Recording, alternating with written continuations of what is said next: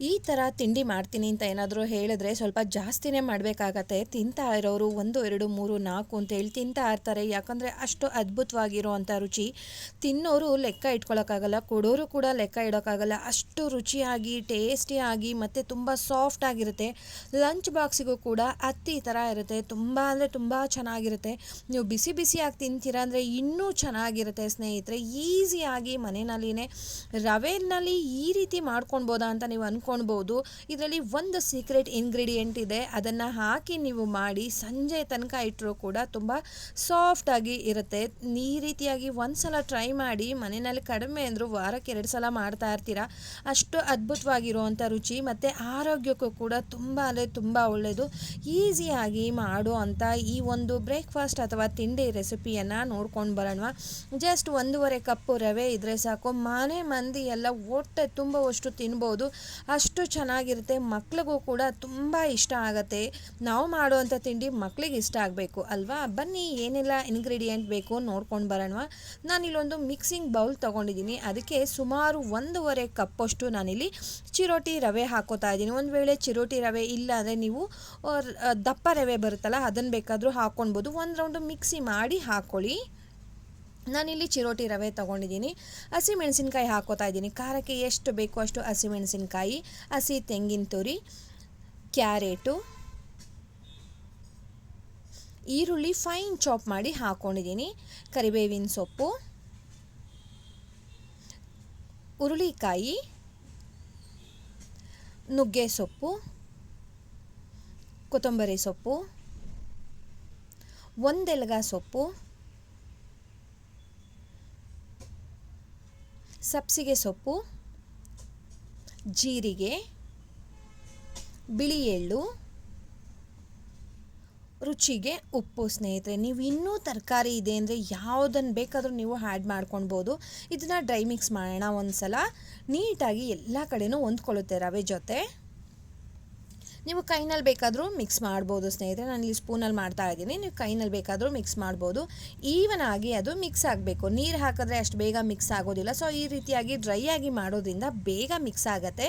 ಇವಾಗ ಇದಕ್ಕೆ secret ingredient ಅಂತ ಹೇಳ್ದಿಲ್ವಾ, ಇದು ತುಂಬ ಸಾಫ್ಟಾಗಿ ಬರಬೇಕು ಅಂತಂದರೆ 2-3 ಸ್ಪೂನಷ್ಟು ನಾವಿಲ್ಲಿ ಮೊಸರನ್ನು ಹಾಕಬೇಕಾಗತ್ತೆ. ಯಾವ ಮೊಸರು ಇದ್ದರೂ ಪರವಾಗಿಲ್ಲ. ಹುಳಿ ಮೊಸರು ಇದ್ದರೂ ಆಯಿತು, ಹುಳಿ ಇಲ್ಲ ಅಂದರೂ ಕೂಡ ಆಯಿತು. ಅದನ್ನು ಹಾಕ್ಕೊಂಡು ಒಂದು ರೌಂಡು ಡ್ರೈ ಮಿಕ್ಸ್ ಮಾಡಿಕೊಂಡು ಇವಾಗ ಎಷ್ಟು ಬೇಕೋ ಅಷ್ಟು ನೀರನ್ನು ಹಾಕ್ಕೊಂಡು ಕಲಿಸ್ಕೊತಾ ಬರೋಣ. ಒಂದೇ ಸಲ ನೀರನ್ನು ಹಾಕೋದು ಬೇಡ. ಈರುಳ್ಳಿನಲ್ಲಿ ಮತ್ತು ಕ್ಯಾರೆಟಲ್ಲಿ ಎಲ್ಲ ನೀರಿನಂಶ ಇರೋದ್ರಿಂದ ತೀರಾ ತೆಳುವಾಗಿಬಿಡುತ್ತೆ. ನಾವು ಕಲಿಸ್ಬೇಕಾದ್ರೆ ಸ್ವಲ್ಪ ತೆಳುವಾಗಿಯೇ ಕಲಿಸ್ಬೇಕಾಗತ್ತೆ. ಇದನ್ನು ರವೆ ಇರೋದ್ರಿಂದ ಸ್ವಲ್ಪ ಗಟ್ಟಿ ಆಗ್ತಾ ಬರುತ್ತೆ ಹಿಟ್ಟು. ಅದಕ್ಕೋಸ್ಕರ ಕಲಿಸ್ಬೇಕಾದ್ರೇ ತೆಳುವಾಗಿ ಕಲಸಿ ನಾನು ತೋರಿಸ್ತೀನಿ ಕನ್ಸಿಸ್ಟೆನ್ಸಿ ಎಷ್ಟು ಇರಬೇಕು ಅಂತ. ಆ ರೀತಿಯಾಗಿ ಚೆನ್ನಾಗಿ ಕೈಯಿಂದನೇ ಕಲಿಸ್ಬೇಕು ಸ್ನೇಹಿತರೆ. ಆ ಈರುಳ್ಳಿನಲ್ಲಿ ಇರೋವಂಥ ನೀರಿನಂಶ ಎಲ್ಲ ಬಿಡಬೇಕು. ಆವಾಗಲೇ ರೊಟ್ಟಿ ತುಂಬ ಅಂದರೆ ತುಂಬ ಚೆನ್ನಾಗಿ ಬರುತ್ತೆ. ಈ ರೀತಿ ನೀವು ಮಾಡಿಕೊಡ್ತಾ ಇರಿ, ನೋಡಬೇಕು ಅದ್ರದ್ದು ತಿಂತಾ ಇದ್ದರೆ ಮಜಾನೇ ಬೇರೆ ಸ್ನೇಹಿತರೆ. ನೋಡಿ, ಈ ಒಂದು ಕನ್ಸಿಸ್ಟೆನ್ಸಿ ಇದ್ದರೆ ಸಾಕು. ನಿಮಗೆ ಗೊತ್ತಾಗ್ತಿದೆ ಅಂತ ಅಂದ್ಕೊಳ್ತಾ ಇದ್ದೀನಿ. ಇದನ್ನು ಮುಚ್ಚಿಡ್ತಾ ಇದ್ದೀನಿ. ಜಸ್ಟ್ ಒಂದು 5 ನಿಮಿಷ ಮುಚ್ಚಿಟ್ರೂ ಸಾಕಾಗತ್ತೆ. ಅದು ರವೆ ಹರಳಬೇಕಲ್ವ, ಅದಕ್ಕೋಸ್ಕರ ಅಷ್ಟೇ, ಇನ್ನೇನಿಲ್ಲ. ಆ ಟೈಮ್ನಲ್ಲಿ ನೀವು ಇಲ್ಲಿ ಚಟ್ನಿ ಏನಾದರೂ ಮಾಡ್ಕೊಳ್ಬೋದು. ನೋಡಿ, ಇವಾಗ ಒಂದು 5 ನಿಮಿಷ ಆಗಿದೆ. ಇವಾಗ ನೀವು ರೊಟ್ಟಿನ ಆದಷ್ಟು ಚಿಕ್ಕದಾಗಿಯೇ ತೊಗೊಳ್ಳಿ ಉಂಡೆನ. ಯಾಕಂದರೆ ನೀವು ಎಷ್ಟು ತೆಳುವಾಗಿ ತಟ್ಟಿದ್ರೂ ಕೂಡ ಅಷ್ಟು ತೆಳುವಾಗಿ ಬರುತ್ತೆ ಸ್ನೇಹಿತರೆ. ಒಂದು ನಿಂಬೆಹಣ್ಣು ಗಾತ್ರಕ್ಕಿಂತ ಸ್ವಲ್ಪ ಜಾಸ್ತಿ ತೊಗೊಳ್ಳಿ. ನೋಡಿ, ನಾನೀಗ ಅಷ್ಟು ತೊಗೊಂಡಿದ್ದೀನಿ. ನೀವು ನೋಡ್ತಾ ಇರ್ಬೋದು, ನಾನು ಎಣ್ಣೆನೂ ಕೂಡ ಹಾಕಿಲ್ಲ. ನಾನಿಲ್ಲಿ ಹೋಳಿಗೆ ಪೇಪರನ್ನು ತೊಗೊಂಡಿದ್ದೀನಿ. ನೀವು ಈ ಥರ ಮೇಲ್ಗಡೆ ಟ್ರಾನ್ಸ್ಪರೆಂಟ್ ಪೇಪರ್ ಹಾಕ್ದಲೇ ತಟ್ಬೋದು. ನಾನಿಲ್ಲಿ ಹಾಕಿದ್ದೀನಿ, ಯಾಕಂದರೆ ಕೈನಲ್ಲಿ ಮತ್ತು ನೀರನ್ನೆಲ್ಲ ಹದ್ದೋ ಅವಶ್ಯಕತೆ ಇರೋದಿಲ್ಲ. ಕೈಗೆ ಅಂಟತ್ತೆ ಅನ್ನೋದಕ್ಕೋಸ್ಕರ. ನೀವು ಹಂಗೆ ಮಾಡ್ತೀರಾ ಅಂದರೆ ಕೈಯನ್ನು ನೀರಿನಲ್ಲಿ ಒದ್ದೆ ಮಾಡಿಕೊಂಡು ರೊಟ್ಟಿನ ತಟ್ಟಬೇಕಾಗತ್ತೆ. ಈ ರೀತಿಯಾಗಿ ಮಾಡೋದ್ರಿಂದ ಒಂಥರ ಈಸಿ ಮೆಥಡ್ ಅಂತ ಹೇಳ್ಬೋದು ಸ್ನೇಹಿತರೆ. ನೋಡಿ, ನೀವು ನೋಡ್ತಾ ಇದ್ದೀರಾ ಎಷ್ಟು ತೆಳುವಾಗಿ ತಟ್ಟಿದ್ರೂ ಕೂಡ ಅದು ಬರ್ತಾ ಇದೆ ಅಂದರೆ ತುಂಬ ಈಸಿಯಾಗಿ ಮಾಡ್ಕೊಂಡ್ಬಿಡ್ಬೋದು. ನಂಗೆ ರೊಟ್ಟಿನೇ ಮಾಡೋಕ್ಕೆ ಬರಲ್ಲ ಅಂತ ಅನ್ನೋರು ಕೂಡ ಈ ಒಂದು ರೆಸಿಪಿಯನ್ನು ಟ್ರೈ ಮಾಡ್ಬೋದು. ಕೆಡೋ ಚಾನ್ಸಸ್ಸೇ ಇಲ್ಲ. 100ಗೆ 200% ತುಂಬ ಚೆನ್ನಾಗಿ ಬರುತ್ತೆ. ಮತ್ತು ಇದಕ್ಕೆ ಸೀಸನ್ ಅಂತ ಏನಿಲ್ಲ, ಟೈಮ್ ಅಂತ ಏನಿಲ್ಲ, ಯಾವಾಗ ಬೇಕಾದರೂ ಮಾಡ್ಬೋದು ಸ್ನೇಹಿತರೆ. ಇದನ್ನು ನಾನು ಹೇಳ್ದಾಗೆ ಚಿಕ್ಕವರಿಂದ ದೊಡ್ಡೋರ ತನಕನೂ ಕೂಡ ಇಷ್ಟಪಟ್ಟು ತಿನ್ನುವಂಥ ರೆಸಿಪಿ. ನೋಡಿ ಎಷ್ಟು ತೆಳುವಾಗಿ ಬಂದಿದೆ ಅಂತ. ನೀವು ಎಷ್ಟು ತೆಳುವಾಗಿ ಬೇಕಾದರೂ ನೀವು ಇದನ್ನು ಮಾಡ್ಕೊಳ್ಬೋದು. ಇಲ್ಲಿ ತವಾನ ಮೀಡಿಯಮ್ ಇದರಲ್ಲಿ ಬಿಸಿ ಇಟ್ಕೊಂಡಿದ್ದೀನಿ. ನೀವು ಇದಕ್ಕೆ ಎಣ್ಣೆ, ಬೆಣ್ಣೆ, ತುಪ್ಪ ಯಾವ್ದು ಬೇಕಾದರೂ ಹಾಕ್ಬೋದು. ಇಲ್ಲ ನಾವು ಯಾವುದನ್ನು ತಿನ್ನೋದಿಲ್ಲ, ನಮ್ಮ ಮನೇಲಿ ಡ್ರೈ ತಿನ್ನೋದು ಅಂತ ಅನ್ನೋ ಹಾಗಿದ್ರೆ ನೀವು ಇದನ್ನೆಲ್ಲ ಕೂಡ ಸ್ಕಿಪ್ ಮಾಡಿನೂ ಕೂಡ ಮಾಡ್ಕೊಳ್ಬೋದು. ನಾನಿಲ್ಲಿ 1 ಸ್ಪೂನಷ್ಟು ಎಣ್ಣೆ ಹಾಕ್ಕೊಂಡು ಎರಡೂ ಕಡೆನೂ ಚೆನ್ನಾಗಿ ಬೇಯಿಸ್ಕೊತಾ ಇದ್ದೀನಿ ಸ್ನೇಹಿತರೆ. ಸ್ವಲ್ಪ ಒಂದು ಸೈಡಲ್ಲಿ ಕ್ರಿಸ್ಪಿ ಇತ್ತು ಅಂತ ಅಂದರೆ ತಿನ್ನಬೇಕಾದ್ರೆ ಇನ್ನೂ ಚೆನ್ನಾಗಿರುತ್ತೆ. ಒಂದು ಸೈಡಲ್ಲಿ ಸಾಫ್ಟ್ ಇರುತ್ತೆ, ಒಂದು ಕಡೆ ಕ್ರಿಸ್ಪಾಗಿ ಬರುತ್ತೆ. ರವೆ ಹಾಕಿರೋದ್ರಿಂದ ತುಂಬ ಅಂದರೆ ತುಂಬ ಚೆನ್ನಾಗಿರುತ್ತೆ.